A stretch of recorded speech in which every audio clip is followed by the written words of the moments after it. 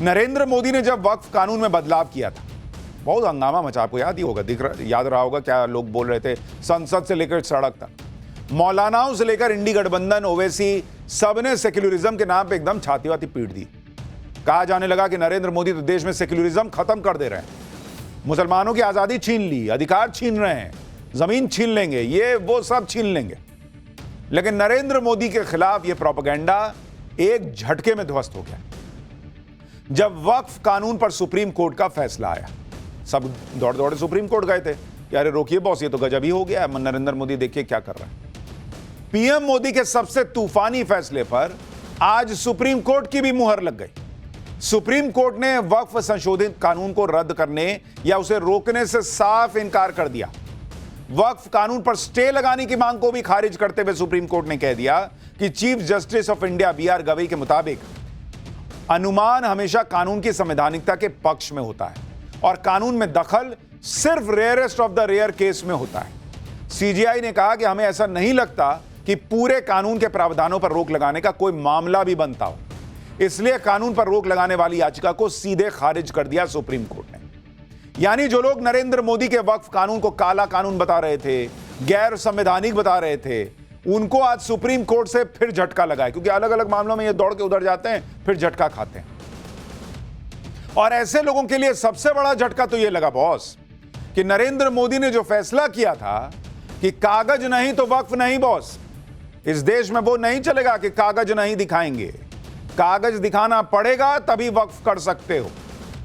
Waqf by user का जो कानून था उसे नरेंद्र मोदी ने खत्म कर दिया कि जहां उंगली रख दी वो हो गया, हमने कर दिया वक्फ, गांव के गांव वक्फ कर दिया। भैया कागज तो दिखाओगे। अब सुप्रीम कोर्ट ने भी ठप्पा लगा दिया कि भाई वक्फ बाय यूजर वाला मामला नहीं चलेगा। सुप्रीम कोर्ट ने वक्फ एक्ट में क्या रोका है, क्या छोड़ा है, ओवैसी से लेकर मौलानाओं का क्या हाल हुआ है, इंडी गठबंधन क्या कह रहा है, इसमें उसको कौन सी जीत दिख गई है, पीएम मोदी ने वक्फ एक्ट बदला, अब सुप्रीम कोर्ट के फैसले के बाद देश में क्या क्या बदल जाएगा, आज आपको इस सब के बारे में बताऊंगा। लेकिन सुप्रीम कोर्ट के फैसले के बाद जो माहौल बना है, पहले उसका ट्रेलर देखिए।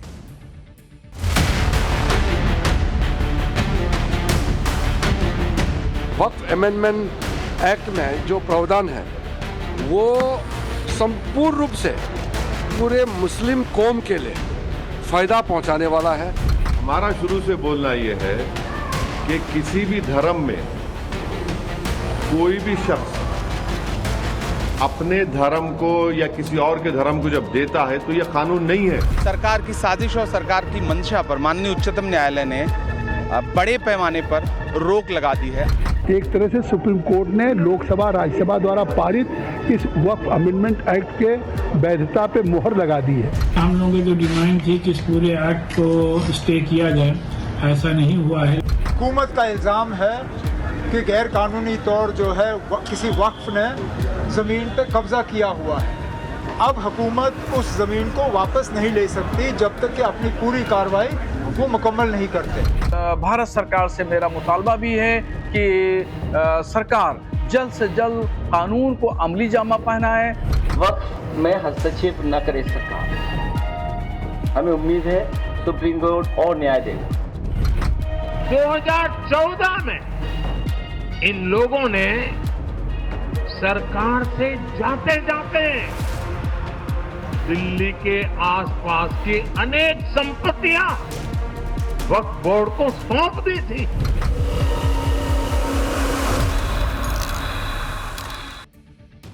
नरेंद्र मोदी के वक्फ कानून पर बड़ी बात यह है कि सुप्रीम कोर्ट ने इस पर रोक नहीं लगाई। जो लोग इसे असंवैधानिक कह रहे थे, काला कानून बता रहे थे, उन्हें तगड़ा झटका लगा कि कोर्ट ने ऐसी कोई बात नहीं कही। नरेंद्र मोदी ने वक्फ कानून में जो बड़े बड़े रिफॉर्म किए, वो सारे रिफॉर्म ऑलमोस्ट वैसे के वैसे ही सुप्रीम कोर्ट ने बरकरार रखे। और नरेंद्र मोदी ने क्या क्या बदलाव किए थे और वो बदलाव सुप्रीम कोर्ट के फैसले के बाद भी कैसे जस के तस से, पहले आपको इसके बारे में बताता हूं। पहला बड़ा बदलाव जो नरेंद्र मोदी सरकार ने किया था कि वक्फ बाय यूजर की छुट्टी कर दी। इसकी अभी भी वापसी नहीं हुई। सुप्रीम कोर्ट ने भी कहा कि ना इसको वापस लाने की जरूरत नहीं है। दूसरा बड़ा बदलाव नरेंद्र मोदी ने किया था कि बोर्ड में गैर मुसलमानों की एंट्री का प्रावधान रख दिया था। सुप्रीम कोर्ट ने भी बरकरार रखा भाई कि गैर मुसलमान रहेगा वक्फ बोर्ड में। उल्टे कोर्ट ने गैर मुसलमानों की संख्या भी तय करके अपनी मुहर लगा दी कि भाई इतना तो रहना ही रहना होगा। तीसरा बड़ा बदलाव नरेंद्र मोदी ने किया कि वक्फ बोर्ड में महिलाओं को हक दो, बोहरा समुदाय के लिए अलग से वक्फ बोर्ड बनाओ। ये सारे बदलाव भी जस के तस रहेंगे, कोर्ट ने इनको भी नहीं छेड़ा कि ना ये ठीक काम है, रहने दो। चौथा बदलाव, सरकारी संपत्तियों से भी वक्फ का कब्जा हटाने के लिए प्रावधान किए, नए कानून में नियम बनाए और उन नियमों पर कोर्ट ने रोक नहीं लगाई। पांचवा बदलाव, एएसआई की जो संपत्ति होती है उसको वक्फ के कब्जे हटाने के लिए नए नियम बनाए गए, उस पर से उन नियमों को भी कोर्ट ने नहीं हटाया। यानी कुल मिलाकर मोटा मोटी जो बदलाव नरेंद्र मोदी सरकार चाहती थी, इस देश में न सिर्फ गैर मुसलमानों को बल्कि गरीब मुसलमान, उसकी जमीन भी लोगों ने उठा उठा के वक्फ कर दी, उसको भी कब्जा लिया वक्फ के नाम पर। वो खत्म होना चाहिए। वक्फ बोर्ड में जो कुछ लोगों का कब्जा है वो कब्जा खत्म होना चाहिए। सबको मौका दो, सबका रिप्रेजेंटेशन दो, महिलाओं को भी लाओ। तो जो बदलाव मोदी सरकार ने किया, लगभग सारे वो बदलाव कोर्ट में भी मान लिए गए और कोर्ट ने उनमें से ज्यादातर चीजों पर रोक नहीं लगाई। किस पे लगाई वो आगे बताऊंगा। सबसे बड़ी बात जो रही कि वक्फ बाय यूजर के जिस प्रावधान को नरेंद्र मोदी ने रद्द किया था, उस प्रावधान की वापसी सुप्रीम कोर्ट के फैसले के बाद भी नहीं हो पाई। यानी नरेंद्र मोदी का यह फैसला सुप्रीम कोर्ट और संविधान के टेस्ट में पास हो गया। वक्फ बाय यूजर का मतलब ऐसी संपत्तियों से है जिनका लंबे समय से धार्मिक या धर्म के कार्यों में इस्तेमाल हो रहा होता है और इस वजह से उन्हें वक्फ की संपत्ति मान लिया जाता है कि नहीं, बहुत दिन से हम कर रहे हैं तो ये वक्फ कर दिया हमने। मान लीजिए कोई जमीन है, आपने कहा हम बहुत दिन से यहां नमाज पढ़ रहे हैं, हम बहुत दिन से यहां पे कोई कार्यक्रम कर रहे हैं, धर्म का कर रहे हैं, अब ये वक्फ कर दिया मैंने, तो वक्फ बाय यूजर हो गया, वक्फ बाय यूज हो गया। भले ही औपचारिक दस्तावेज हो ना हो, फर्क नहीं पड़ता था। वक्फ संशोधन कानून में वक्फ बाय यूजर के प्रावधान को ही हटा दिया गया कि बहुत ऐसे कैसे चलेगा, कागज है ये नहीं, आप कह रहे कि नहीं हम तो कर दिए तो कर दिए। तो याचिकाकर्ताओं ने इसका बड़ा विरोध किया कि अरे वक्फ बाय यूजर कैसे हटा दीजिएगा, ये तो मुसलमानों के साथ अन्याय हो जाएगा। सुप्रीम कोर्ट ने वक्फ बाय यूजर के कॉन्सेप्ट को सही नहीं माना और कहा कि कई बार इसका गलत प्रयोग होता है, इसलिए वक्फ बाय यूजर पर रोक जारी रहेगी। कोर्ट ने कहा कि वक्फ का कानून 1923 से है, अगर मुतवल्ली ने 102 साल से वक्फ का रजिस्ट्रेशन नहीं कराया जैसे पहले के कानून में प्रावधान था, तो वो कैसे दावा कर सकता है बॉस कि बिना रजिस्ट्रेशन के भी वक्फ संपत्ति मानी जाएगी। इतने साल से आप रजिस्ट्रेशन नहीं करा रहे हैं और आप कह रहे हैं कि ना हम तो कराए भी नहीं, कागज भी नहीं दिखाएंगे, हमने कह दिया वक्फ तो वक्फ। सुप्रीम कोर्ट ने कहा कि ऐसा नहीं चलेगा, कानून में जो है वो आर्बिट्रेरी नहीं है। याचिकाकर्ताओं की दलील थी कि ऐसी कई पुरानी संपत्तियां हैं जिनके कागज मौजूद नहीं है, ऐसे में वक्फ बाय यूजर का प्रावधान हटाने से इन संपत्तियों पर संकट आ जाएगा। लेकिन कोर्ट ने माना कि रजिस्ट्रेशन की एप्लीकेशन के लिए वक्फ डीड की जरूरत नहीं होती। अगर ओरिजिनल डीड नहीं है तो एप्लीकेशन देकर सारी जानकारी दी जा सकती है। कोर्ट ने कहा कि इसलिए उनका यह मानना है कि अगर 30 साल से मुतवल्ली ने संपत्ति को रजिस्ट्रेशन नहीं कराया तो अब उनकी यह दलील नहीं मानी जा सकती। कोर्ट ने कहा कि अगर कानून में एप्लीकेशन के साथ साथ वक्फ डीड की कॉपी मांगी जा रही है तो उसे मनमाना नहीं कहा जा सकता। कोर्ट ने कहा कि अगर कई सरकारी संपत्ति पर अवैध कब्जा है और वक्फ बाय यूजर के प्रावधान को हटाकर ऐसे कब्जों को रोका जा रहा है तो पहली नजर में वक्फ बाय यूजर के प्रावधान को हटाना मनमाना नहीं कहा जा सकता। यानी कोर्ट भी मान रहा है बॉस कि वक्फ बाय यूजर बोल के आप जो है वो कहीं भी उंगली रख दीजिएगा, कह दीजिएगा कि ना कर दिया। आप घर बनवाते हैं, रजिस्ट्री कराते हैं ना बॉस, कागज कराते हैं ना कि ये 30 साल छोड़ देते कि ना मेरा घर है अब हम नहीं कराएंगे। तो वैसे ही अगर आप वक्फ कर रहे हैं तो उसके पहले कागज बनवाइएगा ना। नए वक्फ कानून के विरोध में सबसे बड़ा मामला वक्फ बाय यूजर का ही था, क्योंकि कई राज्यों में वक्फ बाय यूजर के नाम पर ही सारी वक्फ संपत्ति क्रिएट हो रही थी। यही वजह है कि असदुद्दीन ओवैसी ने कहा था कि अगर वक्फ बाय यूजर खत्म हो गया तो बड़ी मुश्किल हो जाएगी। तो अब जिनको यह समझ में नहीं आ रहा है कि वक्फ बाय यूजर खत्म हो गया तो क्या होगा, वो ओवैसी का पुराना बयान सुनिए, आपको समझ में आ जाएगा कि क्या होगा। उत्तर प्रदेश में 1,21,000 वक्फ की प्रॉपर्टीज है, 1,12,000 के पास कागज ही नहीं है। वक्फ बाय यूजर खत्म हो गया तो जायदादें कौन लेगा? वो जायदादें कौन लेगा बताओ? तुम्हारे पास लीगल उसके ऊपर इख्तियारी नहीं होगा, कोई भी घुस जाएगा। असदुद्दीन ओवैसी खुद बता रहे हैं कि यूपी के अंदर 1,12,000 से ज्यादा ऐसी संपत्तियां हैं जिनके कागज नहीं है। करेंगे वक्फ बाय यूजर खत्म हो गया तो कोई भी घुस जाएगा, कोई भी ले लेगा। अब कोई भी नहीं लेगा। जिसका दावा है कि उसकी जमीन है वो लेगा, वो कोर्ट में केस लड़ेगा और लेगा। आज सुप्रीम कोर्ट का फैसला देखने के बाद ओवैसी के इसलिए होश उड़े हुए हैं। ओवैसी का आज क्या हाल है, मौलानाओं का क्या हाल है, ये आगे आपको बताऊंगा। लेकिन कुछ लोग बिना कुछ समझे सुप्रीम कोर्ट के आज के फैसले पर उछल रहे हैं। ये लोग वक्फ कानून के कुछ प्रावधानों का हवाला देकर कह रहे हैं कि सुप्रीम कोर्ट ने इन प्रावधानों पर रोक लगाकर नरेंद्र मोदी को झटका दे दिया। जबकि सच यह है कि इन प्रावधानों पर रोक से कुछ ज्यादा फर्क पड़ने वाला नहीं है। कोर्ट ने वक्फ कानून के किन प्रावधानों को रोका उसके बारे में भी आपको बताता हूं। पहला जिस पर कोर्ट ने रोक लगाई, अंतरिम रोक भी कह सकते हैं आप, कि कलेक्टर को प्रॉपर्टी विवाद पर निर्णय लेने का अधिकार नहीं होगा। इस पे तो रोक लगाई। अब जिला कलेक्टर का यह फैसला नहीं ले पाएगा, जिला कलेक्टर यह फैसला नहीं ले पाएगा कि कोई संपत्ति वक्फ है या नहीं। दूसरा, वक्फ संशोधन अधिनियम 2025 के उस प्रावधान पर रोक लगाई गई जिसके तहत किसी व्यक्ति को वक्फ बनाने के लिए कम से कम 5 सालों तक इस्लाम का अनुयायी होना जरूरी था। तीसरा, सुप्रीम कोर्ट ने आदेश दिया कि केंद्रीय वक्फ परिषद में कुल 20 लोगों में गैर मुस्लिम सदस्यों की संख्या 4 से अधिक नहीं हो सकती। राज्य वक्फ बोर्डों में कुल 11 लोगों में से गैर मुस्लिम सदस्यों की संख्या 3 से अधिक नहीं हो सकती। ये वो 3 प्रावधान है जिस पर रोक को ही इंडी गठबंधन अपनी जीत बताने लग गया। जो लोग कह रहे थे कि पूरा कानूनी गैर संवैधानिक है, वो कानून वैसा का वैसा ऑलमोस्ट आ गया, उस पर वो कुछ नहीं बोल रहे हैं। ये 3 चीज पे कह रहे हैं कि जीत गए हम लोग। एक बार इंडी गठबंधन के नेताओं को सुनिए, फिर आपको बताता हूं कि इन 3 प्रावधानों में रोक को लेकर भी कितने पेच हैं और इससे जो वक्फ के नाम पर जमीन कब्जाने का काम चल रहा था, आरोप लगता है, वो रुक नहीं जाएगा। उसको अब करना बहुत मुश्किल होगा। सरकार की साजिश और सरकार की मंशा पर माननीय उच्चतम न्यायालय ने बड़े पैमाने पर रोक लगा दी है, अंकुश लगा दी है। तो पूरे देश में अपनी ज़मीनें दान करने वाले लोग, धार्मिक कामों के लिए, सामाजिक कामों के लिए, जिनको ये डर था कि सरकार उनकी ज़मीनें लूटने की कोशिश करेगी, फौरी तौर पर उनको बहुत बड़ी राहत मिली। जो फैसला आज आया वो एनडीए के मुंह पे एक ऐसा करारा तमाचा है और पूरे देश के लोग सर्वोच्च न्यायालय के हम सब लोग कृतज्ञ हैं कि उन्होंने एक ऐसा फैसला दिया। चाहे वो रजिस्ट्रेशन का फैसला हो, चाहे वो सीओ का फैसला हो, चाहे वो मेंबर्स के नॉन मुस्लिम होने का फैसला हो। और हम ये समझते हैं कि ये एक बहुत ही अच्छी शुरुआत है। पार्टी ने भी जो है पिटीशन दिया है, तो अभी जो भी न्यायालय का जो फैसला है हम लोग स्वागत करते हैं। इसमें एक ही मजहब के लोगों को जो है निशाना बनाया जा रहा है। सिर्फ एक ही मजहब के जो इदारे हैं, जो प्रॉपर्टीज़ हैं, उन्हें एक बिल के तहत जो है उनको इस कानून के दायरे में लाया गया। अच्छी बात है कि सुप्रीम कोर्ट ने भी इस चीज़ को समझा है। सुप्रीम कोर्ट ने समझा नहीं समझा वो तो अलग बात है। इन लोगों को यह समझ में आ गया कि नरेंद्र मोदी ने जो किया है वो तो काम होके रहेगा। और चूंकि वो गैर संवैधानिक नहीं था, इनको भी अंदर ही अंदर तो पता था, वोट बैंक के लिए बोल रहे थे कि ऐसा हो जाएगा वैसा हो जाएगा। इनको समझ में तो आ रहा था कि नरेंद्र मोदी इतने सालों से जो चल रहा है गलत काम, उसको रोकने के लिए कर रहे हैं।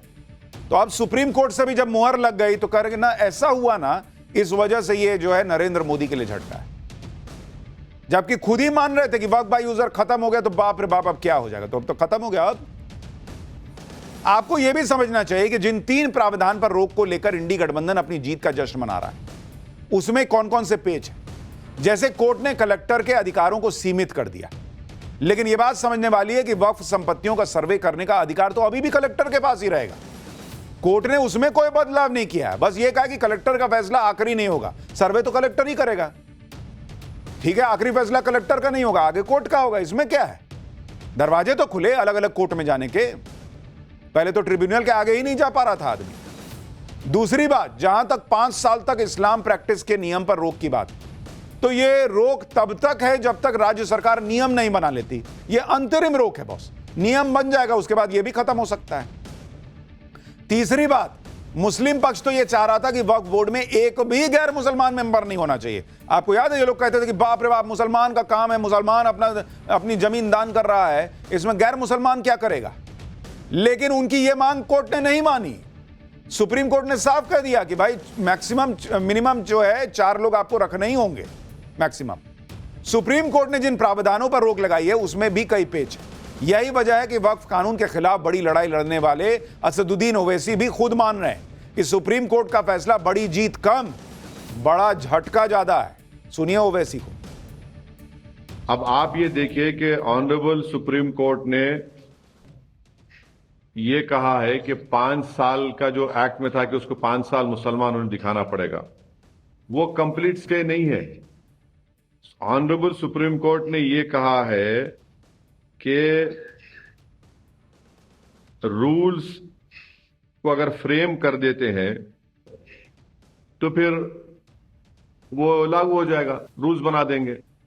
दूसरी बात यह है कि सुप्रीम कोर्ट ने कलेक्टर के ऊपर जो इंक्वायरी का था प्रोविजन, उसके ऊपर उन्होंने रोक लगाई है। अब ये देखना पड़ेगा, मगर वही कलेक्टर अब सर्वे करेगा। सर्वे का पावर तो कलेक्टर के पास है। आज की तारीख में वक्फ प्रॉपर्टीज का सर्वे यानी एक्ट बनने से पहले सर्वे कमिश्नर करता था, जो हायरार्की में कलेक्टर से सीनियर है, जो इंडिपेंडेंट है, मगर सर्वे तो कलेक्टर करेगा। अब ओवैसी जो कह रहे हैं उससे ही आप समझ सकते हैं कि जो इंडी गठबंधन कह रहा है कि उनकी जीत हो गई, भाई उसको पता है ये मामला तो पीछे जाना नहीं है, अब मुसलमान को कुछ तो कहना है वोट के लिए, तो हाँ जीत गए। ओवैसी सही बता रहे हैं आपको कि कानून ऑलमोस्ट वैसा का वैसा ही आ गया है जैसा नरेंद्र मोदी ने बदलाव करके लाया था। अब यह समझिए कि जिन प्रावधानों पर आज सुप्रीम कोर्ट ने रोक लगाई उसमें से ज्यादातर प्रावधान तो वो हैं जिन पर केंद्र सरकार खुद ही बदलाव के पक्ष में थी, या सरकार ने पहले ही उस पर रोक लगाने की बात कही। जैसे केंद्रीय वक्फ परिषद में गैर मुसलमानों को सदस्य बनाने का प्रावधान है। केंद्र सरकार ने एक बयान दिया था कि दी गई संख्या यानी 4 अधिकतम संख्या है और 4 से अधिक गैर मुसलमान सदस्य नहीं हो सकते। सुप्रीम कोर्ट ने यही बात तो दोहराई है, तो इसमें कौन सा तूफानी काम हो गया भाई जो नरेंद्र मोदी हार गए। सुप्रीम कोर्ट ने यही निर्देश दिया ना कि 4 से अधिक गैर मुस्लिम सदस्य नहीं होने चाहिए। तो जो लोग लड़ रहे थे कि ना एक को नहीं होना चाहिए, एक भी इसमें नहीं घुसेगा, आज वो 4 पे माने बैठे हैं ना। दूसरी बात, अभी सभी राज्य वक्फ बोर्डों में नए संशोधन में ज्यादा से ज्यादा 3 गैर मुस्लिम सदस्यों का प्रावधान है। याचिकाकर्ताओं ने इस आधार पर इसे चुनौती दी थी कि कोई भी गैर मुस्लिम राज्य वक्फ बोर्ड का सदस्य नहीं हो सकता, जबकि केंद्र सरकार ने राज्यों के वक्फ बोर्ड में अधिकतम 3 सदस्यों के होने का प्रावधान किया था। सुप्रीम कोर्ट ने भी यही स्वीकार कर लिया। तीसरी बात, नए वक्फ कानून के एक प्रावधान के मुताबिक एक सक्षम अधिकारी यह निर्धारित कर सकता है कि कोई संपत्ति वक्फ संपत्ति है या नहीं। केंद्र सरकार ने पहले ही स्पष्ट कर दिया था कि यह केवल एक अस्थायी फैसला है, क्योंकि स्वामित्व का फैसला केवल एक सक्षम न्यायालय या ट्रिब्यूनल द्वारा ही किया जा सकता है। यानी सुप्रीम कोर्ट ने जो प्रावधान रोके हैं उनके पक्ष में तो खुद केंद्र सरकार थी। सरकार की तरफ से सुप्रीम कोर्ट के आज के फैसले पर क्या कहा गया, एक बार वो भी सुनिए, फिर आपको बताता हूं कि इस पर अखिलेश यादव से लेकर दूसरे नेता क्या कह रहे हैं। और एक तरीके से पार्लियामेंट ऑफ इंडिया का जो डिसीजन है उसको कायम रखा। एक जो प्रैक्टिसिंग मुस्लिम का जो मामला है उसको हम लोग देखेंगे रूल्स में भी क्या उसका रखना है, लेकिन ओवरऑल जो पूरे डिटेल तो मैंने अभी जजमेंट पढ़ा नहीं है, लेकिन जजमेंट का स्पिरिट और जो पूरा संपूर्ण ऑर्डर का भाव को मैं कहना चाहता हूँ कि हमारे लिए देश के लिए बहुत अच्छा जजमेंट आया। कुछ लोग सुप्रीम कोर्ट में बिना मतलब चैलेंज करता है, पार्लियामेंट का अथॉरिटी को चैलेंज नहीं कर सकता है, कोई प्रावधान को लेकर के जरूर चैलेंज कर सकता है, लेकिन सुप्रीम कोर्ट ने उसका भी अपना मोहर लगाया। सुप्रीम कोर्ट का आज का फैसला नरेंद्र मोदी के रिफॉर्म की बहुत बड़ी जीत। यही वजह है कि इंडी गठबंधन में कांग्रेस से लेकर अखिलेश तक हर कोई यह कह रहा है कि इस फैसले में जीत या हार नहीं देखनी चाहिए। कोई कह रहा है कि अभी फाइनल फैसला बाकी है। ओवैसी को समझ में आ रहा है कि बड़ा खेल तो हो चुका। सुनिए एक बार इन लोगों को। So I think it's an extreme balance. We shouldn't talk about victory and defeat. Nobody wins and nobody loses. तो ये तो पार्लियामेंट में हम लोग अपना पक्ष यही रख रहे थे कि वक्फ में हस्तक्षेप न करे सरकार। हमें उम्मीद है सुप्रीम कोर्ट और न्याय देगा। जो सुप्रीम कोर्ट ने वक्फ इवैक्यू प्रॉपर्टीज के बारे में भी स्टे नहीं दिया। आप पूरे वेस्टर्न उत्तर प्रदेश में चले जाइए, पंजाब में, हरियाणा में, अब उसका मालिक वक्फ नहीं रहेगा, उसका मालिक तो गवर्नमेंट हो जाए, कलेक्टर हो जाएगी। ये एक है। फिर सीओ को सुप्रीम कोर्ट ने कहा कि एज फार एज पॉसिबल मुसलमान सीओ को बनाइए। गवर्नमेंट क्या करेगी कि कोई कैपेबल मुसलमान हमको मिला ही नहीं।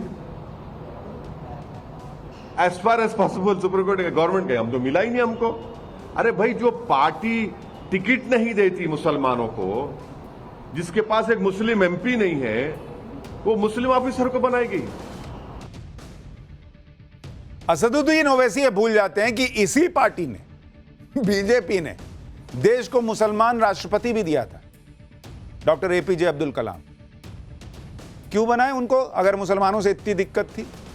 और जिन्होंने मुसलमानों को इतने दिन बाबू सोना किया कि हम तो तुम्हारे बारे में सोचते हैं, नरेंद्र मोदी आएंगे तो पूरा सारे मुसलमान को खत्म कर देंगे, उन्होंने 70 साल में मुसलमानों को इतना ऊपर पहुंचा दिया क्या कि मुसलमान बंगले में रहता है और लग्जरी गाड़ी में चलता है क्या? जिन्होंने इतने साल मुसलमान किया, उन्होंने मुसलमान को क्या दिया? क्या मुसलमान की संपत्ति पर वक्फ ने कब्जा नहीं किया हुआ है? वक्फ के पास इतनी संपत्ति होने के बाद मुसलमान गरीब क्यों हैं? वक्फ बोर्ड ने मुसलमानों के भलाई के लिए क्या किया उस वक्फ की संपत्ति का? पूछा किसी ने इनसे? कुछ लोगों का एकाधिकार वही रहेगा, कोई छुओ मत। जो छू रहा है वो मुसलमान के खिलाफ है, और जो पकड़ के बैठा मुसलमान का कोई भला नहीं कर रहा वो मुसलमान के साथ है। ओवैसी जैसे लोगों के होश उड़े हुए हैं बॉस। उसी तरह से मुस्लिम पर्सनल लॉ बोर्ड की भी हालत खराब है, क्योंकि सबसे बड़ा झटका वक्फ बाय यूजर को लगा है। यही वजह है कि all India Muslim personal law board ने भी इस फैसले पर निराशा जताई। पर्सनल लॉ बोर्ड कह रहा है कि पूरे कानून पर रोक नहीं लगने से नए कानून में मुसलमानों के लिए जो गलत प्रावधान है वो भी मौजूद रहेंगे, जैसे वक्फ बाय यूजर को रद्द करना शामिल है।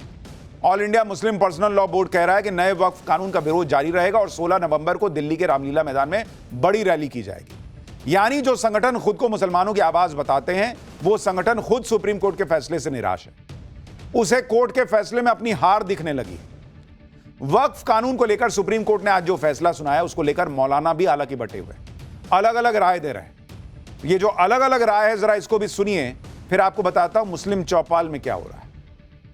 हम लोगों की जो डिमांड थी कि इस पूरे एक्ट को स्टे किया जाए, ऐसा नहीं हुआ है, लेकिन उसके बावजूद भी कई ऐसे अहम बातों पर, ऐसे अहम प्रोविजन पर कोर्ट ने स्टे लगाया है, उसका हम लोग वेलकम करते हैं और अभी फाइनल फैसला आना बाकी है। वो वक्फ संशोधन बिल पर सुप्रीम कोर्ट के फैसला आ जाने के बाद में तमाम राहें आसान हो गई हैं, और मैं ये चाहूंगा, और भारत सरकार से मेरा मुतालबा भी है कि सरकार जल्द से जल्द कानून को अमली जामा पहनाए, ताकि गरीब, कमजोर, लाचार, यतीम, बेवा मुसलमानों की किफालत हो सके। सुप्रीम कोर्ट के फैसले को लेकर जिस तरह मौलानाओं की राय बटी हुई है, वैसे ही देश के मुसलमान भी अलग अलग राय दे रहे हैं। भोपाल के मुसलमान क्या कह रहे हैं आज के फैसले पर, सुनिए जरा। नहीं, क्या कभी कहीं खुशी और कहीं गम, कहीं आप लोग खुशी दिए तो कहीं 3 को सर पे थोप के गम दे दिया है। ये कि मेरे अंगने में तुम्हारा क्या काम है? हम किसी देश की, भारतवर्ष के किसी भी मंदिर की संस्था में, ट्रस्ट में, किसी पूरे हिंदुस्तान में कोई एक मेंबर अगर है तो सरकार बताए तो हम पूरे कमेटी में आप गैर मुस्लिम भर दीजिए, हमें एतराज नहीं होगा। देखिए, ये संतोषजनक फैसला नहीं, ये संतोषजनक फैसला नहीं है जी। सबसे पहले तो ये है कि आपने चलो कलेक्टर पे रोक लगा दी, ठीक है।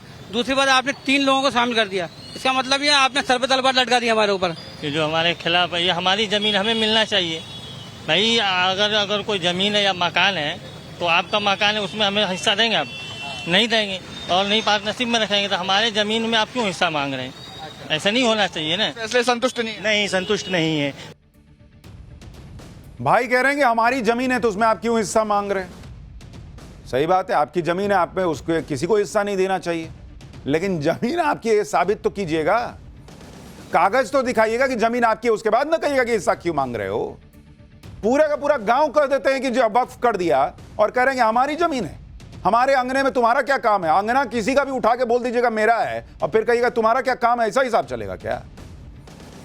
वक्फ कानून पर सुप्रीम कोर्ट के आज के फैसले से कुछ लोग भ्रम की स्थिति बना रहे हैं, लेकिन हमने आज के फैसले का पूरा मतलब इसलिए समझाया कि आपको समझ में आए कि इस देश में जो फर्जी सेक्युलरिज्म चला है कि उठा के एक को दे दो सब कुछ और दूसरे जितने धर्म हैं वो एक तराजू पर, और वोट बैंक के लिए मुसलमान एक तराजू पर, यह कैसे चलेगा बॉस?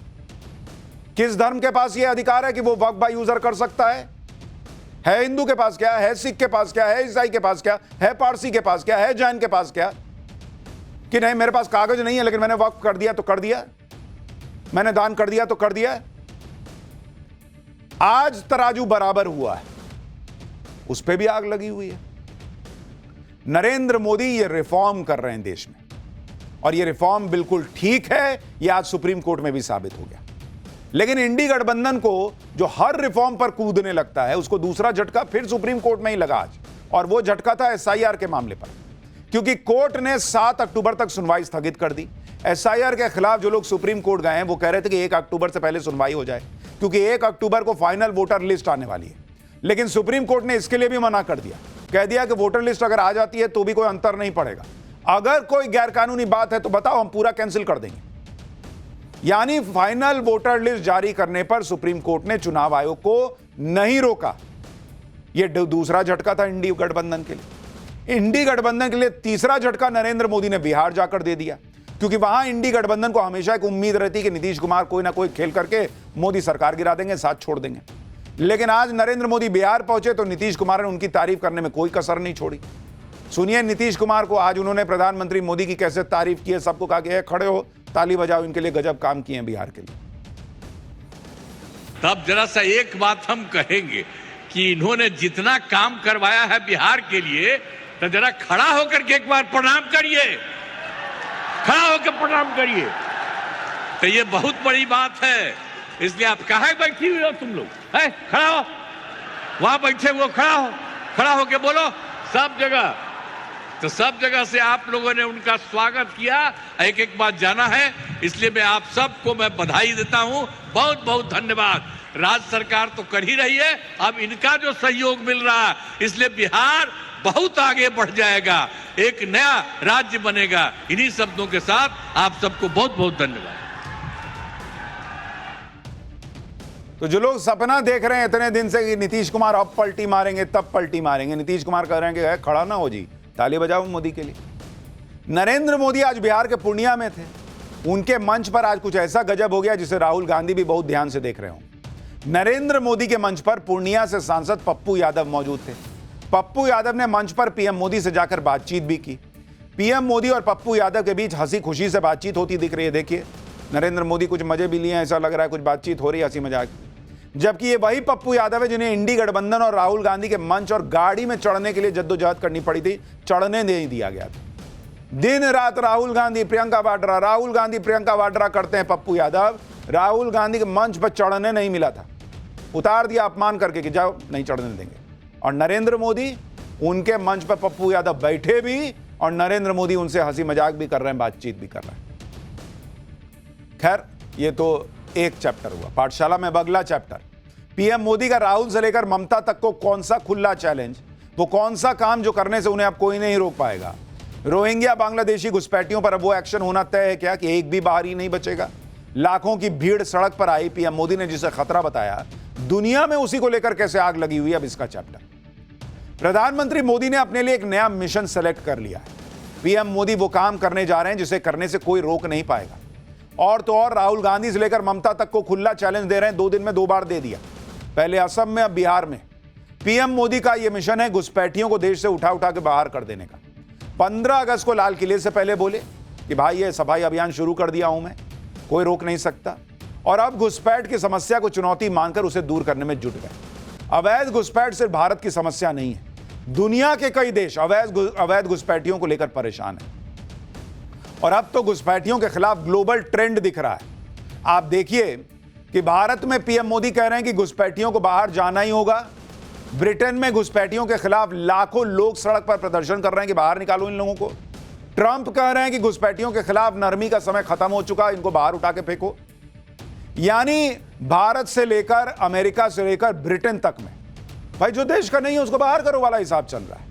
और घुसपैठियों की वजह से देश की सुरक्षा को खतरा होता है, डेमोग्राफी में बदलाव आता है, ये दुनिया समझ रही है, महसूस कर रही है। आप देखिए बॉस, ब्रिटेन में ऐसी लाखों की भीड़ आ गई सड़क पर कि निकालो ये लोग बर्बाद कर देंगे देश।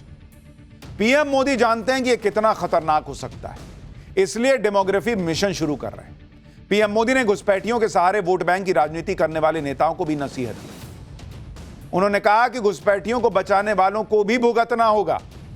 भारत में भारत का कानून चलेगा, घुसपैठियों की मनमानी नहीं चलेगी। वहीं ब्रिटेन में भी घुसपैठियों के खिलाफ लोगों का गुस्सा भड़क रहा है। लाखों लोगों ने मिलकर ऐसा प्रदर्शन किया ब्रिटेन में कि सरकार हिल गई। देखिए बॉस, सड़क पर पैर रखने की जगह नहीं है, ये लोग आए हैं घुसपैठियों को निकालने के लिए सड़क पर। वहीं अमेरिका में भी ट्रंप सरकार अब घुसपैठियों के खिलाफ सख्त एक्शन लेने की तैयारी में।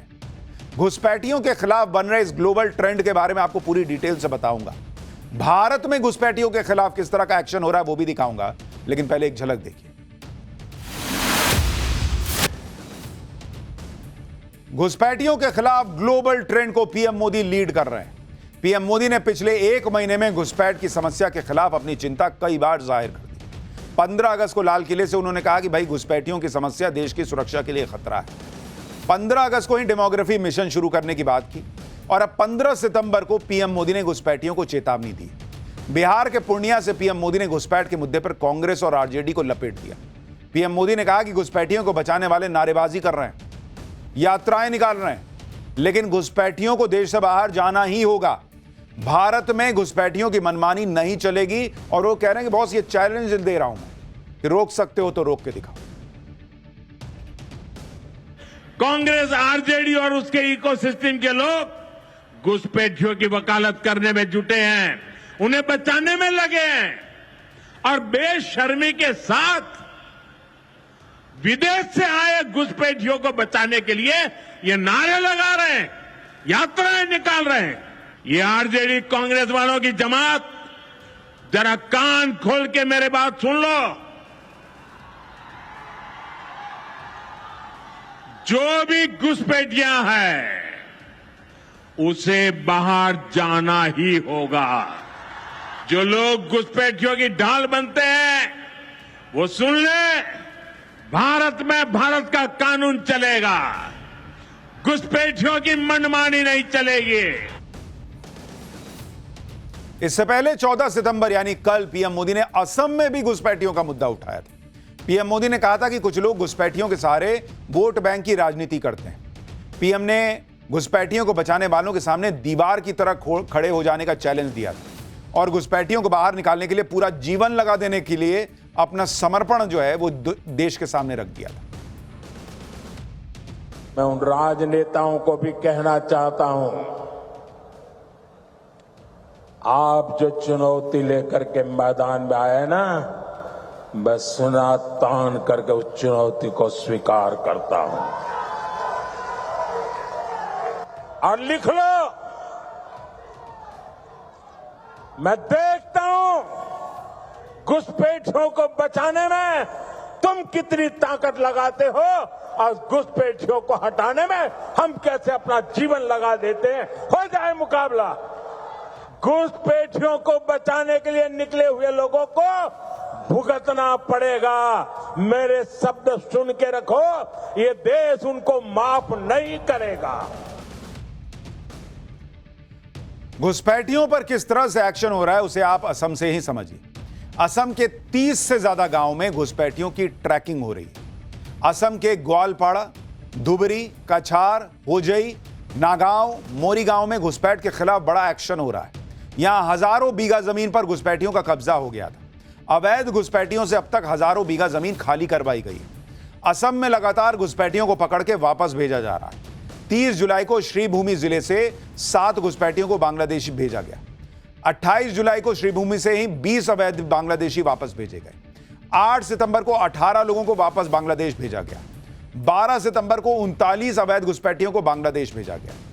कुछ सूत्रों का तो कहना है कि बड़ी संख्या में लोग भेजे गए हैं। ये तो ऑफिशियल डेटा है और अनऑफिशियल डेटा इससे भी बड़ा है, ये सोर्सेस कह रहे हैं। घुसपैठियों की इसी समस्या को खत्म करने के लिए पीएम मोदी ने हाई पावर डेमोग्राफी मिशन की शुरुआत की है और पीएम मोदी जानते हैं कि घुसपैठिए देश की सुरक्षा के लिए कितना बड़ा खतरा है। सुनिए एक बार फिर आपको बताता हूं कि देश के लेवल पर क्या एक्शन हो रहा है। साथियों, भाजपा की सरकार घुसपैठियों को देश के साधनों संसाधनों पर कब्जा नहीं करने देगी। एक घुसपैठिए हमारी माताओं, बहनों, बेटियों के साथ अत्याचार करते हैं, ये नहीं होने दिया जाएगा। घुसपैठियों के माध्यम से बॉर्डर के इलाकों में डेमोग्राफी बदलने की साजिशें चल रही है। ये राष्ट्रीय सुरक्षा के लिए बहुत बड़ा खतरा है। इसलिए अब देश में एक डेमोग्राफी मिशन शुरू किया जा रहा है। सिर्फ असम ही नहीं, देश में भी लगातार घुसपैठियों के खिलाफ एक्शन चल रहा है। जैसे अगर आपको बताऊं, ऑपरेशन सिंदूर के बाद सिर्फ मई के महीने में 2000 घुसपैठियों को वापस भेजा गया। इस साल जुलाई तक बांग्लादेश से भारत आने की कोशिश में 1372 लोग पकड़े गए। इतना ही नहीं, इस साल जुलाई तक बीएसएफ ने 3536 लोगों को बिना दस्तावेज के पकड़ा। 2024 में बांग्लादेश से भारत में घुसने की कोशिश कर रहे 2425 लोग भी पकड़े गए थे। साल 2024 में 1049 लोग बिना वैध दस्तावेज के पकड़े गए थे। यानी बड़े लेवल पर इसे मिशन मोड में आगे बढ़ाया जा रहा है। भारत की तरह ब्रिटेन में भी लोग घुसपैठियों से परेशान हो गए। मतलब ये सिर्फ भारत की बात नहीं है।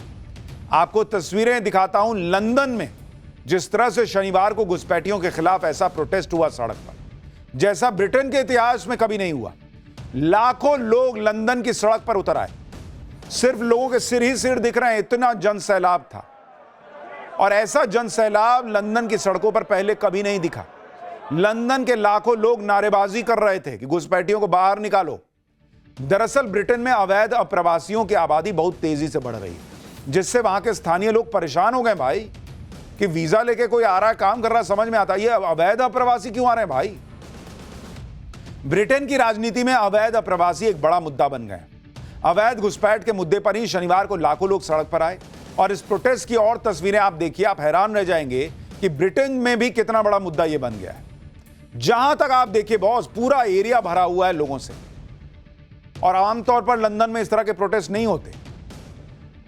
आपको सेंट्रल लंदन में टेम्स नदी पर बने ब्रिज के ऊपर प्रदर्शनकारियों की तस्वीर दिखा रहा हूं। ये देखिए, ये टेम्स नदी है और ऊपर ब्रिज पे भाई साहब पूरा कचाकच भरा हुआ है। एक समय तो डर लगने लगा कि कहीं ब्रिज ही ना गिर जाए, इतने लोग आ गए प्रदर्शन करने। प्रदर्शनकारियों के हाथ में ब्रिटेन और स्कॉटलैंड के झंडे थे। इन लोगों की सिर्फ एक डिमांड है कि अवैध अप्रवासियों पर लगाम लगाओ। घुसपैठिए उनके संसाधनों पर कब्जा करते जा रहे हैं और इसे बर्दाश्त नहीं किया जा सकता। अवैध घुसपैठ के खिलाफ प्रोटेस्ट हो रहा था, तो उसी समय स्टैंड अप टू रेसिज्म नाम से एक अलग प्रदर्शन शुरू कर दिया कुछ लोगों ने। ये लोग नस्लवाद के विरोध और प्रवासियों के समर्थन में थे। इसी वजह से कई जगह दोनों समूहों के बीच झड़प हुई। प्रदर्शनकारियों और पुलिस के बीच भी कई जगहों पर भिड़ंत हुई, जिसमें 26 से ज्यादा प्रदर्शनकारी घायल हुए। कई पुलिसकर्मियों को चोट भी लगी। आखिर इस प्रोटेस्ट के जरिए लंदन के लोगों ने क्या मैसेज दिया और इस प्रोटेस्ट के पीछे किसका दिमाग था, अब आपको यह बताता हूं। लंदन प्रोटेस्ट को यूनाइट द किंगडम नाम दिया गया। Anti immigration leader Tommy Robinson ने इसे लीड किया था। इस प्रोटेस्ट में टेस्ला के मालिक एलन मस्क भी शामिल हुए। एलन मस्क ने वीडियो कॉन्फ्रेंसिंग के जरिए लोगों से बात की। प्रोटेस्ट के दौरान ब्रिटिश पीएम के खिलाफ भी नारे लगे। मस्क ने प्रदर्शनकारियों से कहा, या तो आप लड़ेंगे या मरेंगे। मस्क ने संसद भंग करके सरकार बदलने तक की बात कह दी। लंदन में हुए इस प्रोटेस्ट का एक ट्रिगर पॉइंट अमेरिका में हुई चार्ली किर्क की हत्या थी। प्रोटेस्ट में कई लोग चार्ली किर्क के प्रोटेस्ट पोस्टर लेकर आए हुए थे और मैं भी चार्ली किर्क जैसे स्लोगन गूंज रहे थे। चार्ली किर्क की हत्या के बाद अमेरिका में भी घुसपैठियों के खिलाफ गुस्सा भड़क रहा है। उसके बारे में आगे बताऊंगा। लंदन में लाखों लोगों की भीड़ सड़क पर ऐसे ही नहीं उतरी। इसके पीछे वो गुस्सा है जो पिछले काफी समय से अंदर बढ़ता जा रहा था, क्योंकि ब्रिटेन में 7 लाख से 9 लाख अवैध घुसपैठिए कहा जाता है। इसमें से 5,85,000 अवैध प्रवासी लंदन में रहते हैं। 2024 में कुल 38,816 घुसपैठिए ब्रिटेन आए थे। सबसे ज्यादा घुसपैठिए समुद्री मार्ग से ब्रिटेन आते हैं। 2020 से 2024 के बीच 1,75,000 घुसपैठिए छोटी नावों से ब्रिटेन में आए। तो जिनको भारत की समस्या समझ में नहीं आ रही, आप देखिए वेस्ट तक जाग रहा है कि भाई ये घुसपैठिए बाहर निकालो। अपने देश में हमारे खाने पीने रहने नौकरी का इंतजाम करेंगे कि सबको बैठा के खिलाएंगे। कुछ ब्रिटिश न्यूज़पेपर्स और मीडिया हाउस के मुताबिक ब्रिटेन में अवैध घुसपैठियों की संख्या 10 लाख से ज्यादा है। कुछ रिसर्च का कहना है कि 60% घुसपैठिए अकेले लंदन में रहते हैं। यानी ब्रिटेन में इस समय अवैध घुसपैठियों को लेकर भयंकर गुस्सा है और इसे चैनलाइज किया टॉमी रॉबिन्सन ने। टॉमी रॉबिन्सन, जो ब्रिटेन के राइट विंग लीडर माने जाते हैं, वो पिछले काफी समय से अवैध घुसपैठ के खिलाफ आवाज उठाते रहे। खास तौर पर मुस्लिम अवैध अप्रवासियों का मुद्दा जोर शोर से उठा रहे हैं।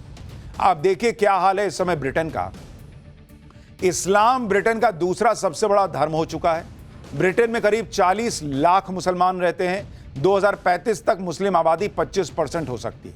लंदन में तो कई नो गो जोन बनाए गए हैं जहां गैर मुसलमानों को खतरा महसूस होता है, ऐसा कहा जा रहा है। लंदन के कई इलाकों में शरिया कोर्ट चलती है। लंदन का मेयर पाकिस्तानी मूल का सादिक खान है और यह चिंता वहां के ब्रिटेन के लोग बता रहे हैं। ब्रिटेन में अब तो लोग कह रहे हैं कि आने वाले समय में ब्रिटेन खुद पाकिस्तान की कॉलोनी बन जाएगा। मुसलमानों की आबादी इसी तरह से बढ़ती रही तो ब्रिटेन में शरीयत लागू हो जाएगी, ये वहां के लोग कह रहे हैं जो विरोध प्रदर्शन कर रहे हैं। जैसे जैसे ब्रिटेन में मुसलमानों की आबादी बढ़ रही है, ठीक उसी हिसाब से ब्रिटेन की राजनीति में भी मुसलमानों का दबदबा बढ़ रहा है। आप देखिए कि साल 2024 में ब्रिटेन की संसद के लिए रिकॉर्ड 25 मुस्लिम नेता चुने गए। इनमें से 18 मुस्लिम नेता लेबर पार्टी के थे, 2 कंजर्वेटिव पार्टी से चुने गए। 4 मुस्लिम नेता निर्दलीय जीते थे, 1 लिबरल डेमोक्रेट पार्टी से जीता, जबकि साल 2019 में 19 मुस्लिम नेता ब्रिटिश संसद में चुने गए। हालांकि यहां चिंता उनको लेकर जताई जा रही है जो बिना वीजा के या गलत तरीके से घुस गए। जो वीजा के साथ हैं, तरीके से हैं, उनको लेकर चिंता नहीं जताई जा रही। ब्रिटेन की ही तरह अमेरिका में भी अवैध घुसपैठियों के मुद्दे पर हंगामा मचा हुआ है। अमेरिका में पहले ट्रंप के करीबी चार्ली किर्क की हत्या हुई। चार्ली किर्क अवैध प्रवासियों के खिलाफ लगातार बोलते थे। इस घटना को असर लंदन प्रोटेस्ट में भी दिखाई दिया। इसके बाद अमेरिका के डलास शहर में एक भारतीय व्यक्ति की हत्या होती है, जिसका आरोप एक अवैध अप्रवासी पर लगता है। इस घटना से अमेरिका में अवैध प्रवासियों पर एक्शन की मांग तेज होने लगती है। पूरी घटना क्या थी भाई? 10 सितंबर को भारतीय मूल के मोटल कारोबारी नाग मलैया की हत्या हो जाती है। हत्या का आरोप 37 साल के योडानिस कोबोस मार्टिनेज पर लगा। आरोपी मार्टिनेज भारतीय मूल के नाग मलैया के साथ काम करता था। टूटी हुई वॉशिंग मशीन को लेकर दोनों के बीच विवाद हुआ। नाग मलैया ने मार्टिनेज को मशीन इस्तेमाल नहीं करने के लिए कहा था। इसी से गुस्से में आकर आरोपी मार्टिनेज ने नाग मलैया पर बड़े चाकू से हमला कर दिया। नाग मलैया की पत्नी और बेटे के सामने उसका पूरा सिर काट के अलग कर दिया बॉस। आरोपी ने नाग मलैया के सिर को फुटबॉल की तरह किक मारी, पूरा काटा बैठ के, और उसके बाद पैर से लात मार दिया सिर को।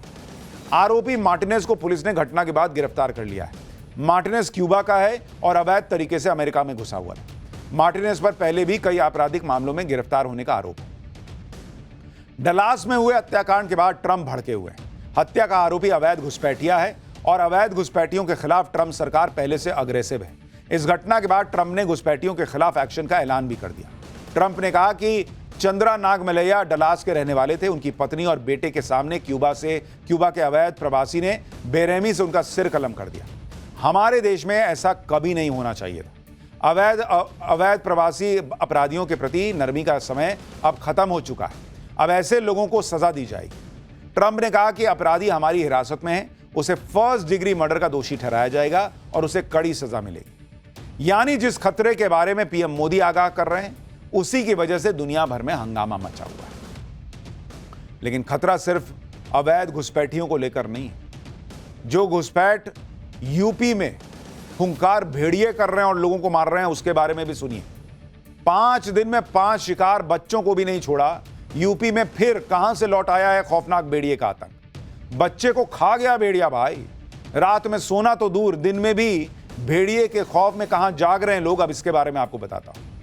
यूपी का बहराइच एक बार फिर चर्चा में आ गया है, क्योंकि एक बार फिर आदमखोर भेड़ियों का आतंक लौट आया है यूपी में। पिछले साल जब सितंबर के महीने में आदमखोर भेड़ियों ने दहशत फैलाई, तो माना जा रहा था कि सभी आदमखोर भेड़िए या तो मारे जा चुके या फिर बहराइच के रिहायशी इलाकों को छोड़कर घने जंगलों में जा चुके। लेकिन पिछले कुछ दिनों में आदमखोर भेड़ियों के अचानक एक के बाद एक हुए हमलों से पूरे इलाके में खौफ और आतंक फैल गया। लोगों की नींद फिर से उड़ चुकी है। जो लोग घर के आंगन और छतों पर सो रहे थे, वो फिर से गांवों की गलियों में गश्त लगा रहे हैं। बच्चों का स्कूल जाना बंद हो चुका है, क्योंकि आदमखोर भेड़िए पिछले 5 दिनों में 5 शिकार कर चुके हैं, जिनमें 2 बच्चों को शिकार बनाया गया है। 2 महिलाओं और एक बुजुर्ग पर भी आदमखोर भेड़िए ने हमला किया। घर के बाहर बंधी एक बकरी को भी भेड़िया उठाकर ले गया। गांव वालों में आदमखोर भेड़िए की ऐसी दहशत फैल गई है कि वो हाथों में लाठी डंडे लेकर रात को नहीं बल्कि दिन में भी पहरा दे रहे हैं। हर गुजरते दिन और नए हमले के साथ आदमखोर भेड़िए का खौफ बढ़ता जा रहा है, क्योंकि अभी तक ये साफ नहीं हो पाया कि आदमखोर भेड़िया अकेला है या फिर पिछले साल की तरह भेड़ियों का झुंड इकट्ठा हो चुका है। आज यूपी के बहराइच में लौट आए भेड़ियों के आतंक की डिटेल आपको बताऊंगा, लेकिन पहले जो हुआ है उसकी एक झलक देखिए। उत्तर प्रदेश के बहराइच में एक बार फिर आदमखोर भेड़िए का आतंक लौट चुका है। भेड़िए के हमले में पिछले 5 दिनों में 2 मासूमों को जान गंवानी पड़ी। भेड़िए ने इस बार जिस 4 साल की बच्ची ज्योति को अपना शिकार बनाया, 4 साल, उसका एक पैर गायब मिला। पीड़ित परिवार ने बताया कि रात को 8 बजे 4 साल की ज्योति को उसकी मां घर के बरामदे में बैठाकर खाना खिला रही। तभी बच्ची ने खाने के लिए मां से और दाल मांगी। मां दाल लेने के लिए अंदर किचन में गई, तभी घात लगाकर बैठे आदमखोर भेड़िए ने हमला कर दिया। भेड़िए ने खाना खा रही ज्योति को जबड़े में दबा लिया और उठाकर खेत की तरफ भागने लगा। बच्ची के पास में लेटे उसके दादा ने चिल्लाना भी शुरू किया, लेकिन भेड़िए ने बच्ची को नहीं छोड़ा। चीख पुकार सुनकर आसपास के लोग इकट्ठा हुए और भेड़िए की तलाश में गन्ने के खेतों की तरफ दौड़े। अंधेरा होने की वजह से काफी देर तक तलाश करने के बाद भी बच्ची को कुछ पता नहीं लगा। सुबह जब परिवार वालों ने एक बार फिर बच्ची की तलाश शुरू की तो घर से करीब 300 मीटर की दूरी पर बच्ची की डेड बॉडी में बच्ची का बायां पैर गायब था, दाहिना हाथ और पीठ के हिस्से का मांस भी गायब हो चुका था।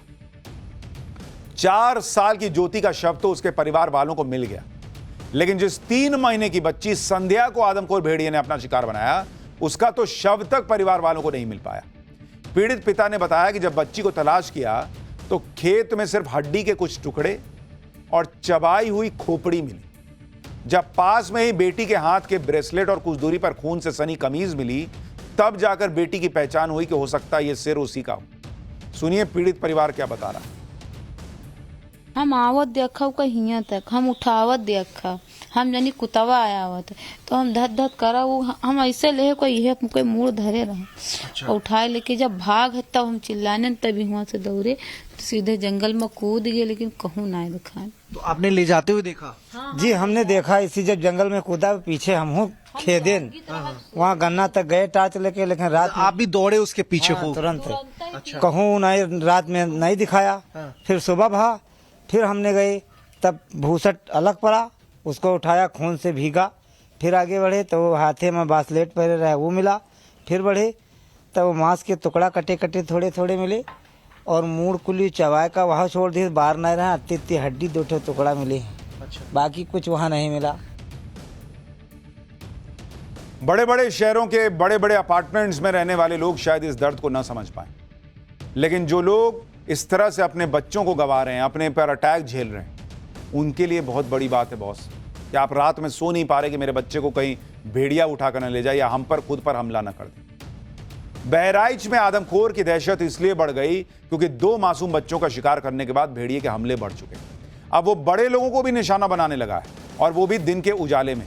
घर के बाहर बैठी एक 75 साल की बुजुर्ग महिला पर भी आदमखोर भेड़िए ने हमला किया। भेड़िए के बढ़ते हमलों की वजह से इलाके के लोग खौफ में हैं।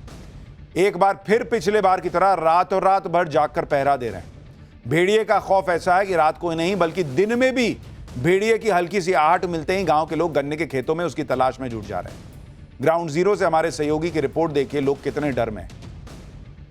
देखिए, दिन के उजाले में भी कॉम्बिंग ऑपरेशन वन विभाग तो चला ही रहा है। गांव वाले भी हाका लगा रहे हैं। 2 रोज पहले जो घटना घटी है, उसके बाद जैसे ही भेड़िए के होने की थोड़ी सी भी जानकारी मिलती है तो वन विभाग अलर्ट हो जाता है, वन विभाग के कर्मचारी अलर्ट हो जाते हैं। और देखिए, गन्ने के खेत में घुसकर यहाँ पर जानकारी जैसे ही मिली कि भेड़िया है, लोग आ गए और यहाँ पर देखिए ये ऑपरेशन चलाया जा रहा है। उत्तर प्रदेश के बहराइच में एक बार फिर आदमखोर भेड़िए का आतंक तेजी से फैल रहा है और भेड़िए ने इस बार इलाका बदल लिया है, कहा जा रहा है। पिछले साल बहराइच जिले के ही महसी इलाके में करीब 3 महीने तक आदमखोर भेड़ियों ने कहर बरपाया था, लेकिन इस बार आदमखोर भेड़िया महसी से करीब 30 किलोमीटर दूर कैसरगंज इलाके में लोगों को शिकार बना रहा है। हालांकि इस बार भी पिछले बार की तरह वन विभाग के अधिकारी जंगली जानवर बताकर पल्ला झाड़ने में जुटे हैं, ऐसा आरोप लग रहा है। वन विभाग के अधिकारी ये मानने के लिए तैयार नहीं कि गांव वालों पर हो रहे हमले भेड़िए कर रहा है, जबकि वो खुद दावा कर रहे हैं कि गांव वालों ने उन्हें जंगल में भेड़िया देखने का वीडियो भी दिया है और इस वीडियो में गन्ने के खेतों में भेड़िए जैसा जानवर साफ साफ नजर आ रहा है। भले ही वन विभाग की टीम अभी ये मानने को तैयार नहीं है कि गांव में आदमखोर भेड़िया हमला कर रहा है, लेकिन भेड़िए को पकड़ने के लिए पिछले बार की ही तरह इस बार भी पुख्ता इंतजाम कर दिए गए। आदमखोर भेड़िए के मूवमेंट पर नजर रखने के लिए बहराइच में कंट्रोल रूम बना दिया गया है। वन विभाग के 100 से ज्यादा लोगों की 12 टीम बनाई गई है, जो भेड़ियों की मौजूदगी की आशंका वाले इलाकों में दिन रात गश्त कर रहे हैं। आदमखोर भेड़िए का आतंक बढ़ने पर उसे पकड़ने के लिए बंगाल और भोपाल से एक्सपर्ट्स को बुलाया गया है। आदमखोर भेड़िए को पकड़ने के लिए कई जगहों पर पिंजड़े भी लगाए जा चुके हैं, खतरे वाली जगहों पर आधा दर्जन ट्रैप कैमरा और सीसीटीवी कैमरे भी लगा दिए गए। आदमखोर भेड़िए की तलाश के लिए थर्मल ड्रोन कैमरों की भी मदद ली जा रही है।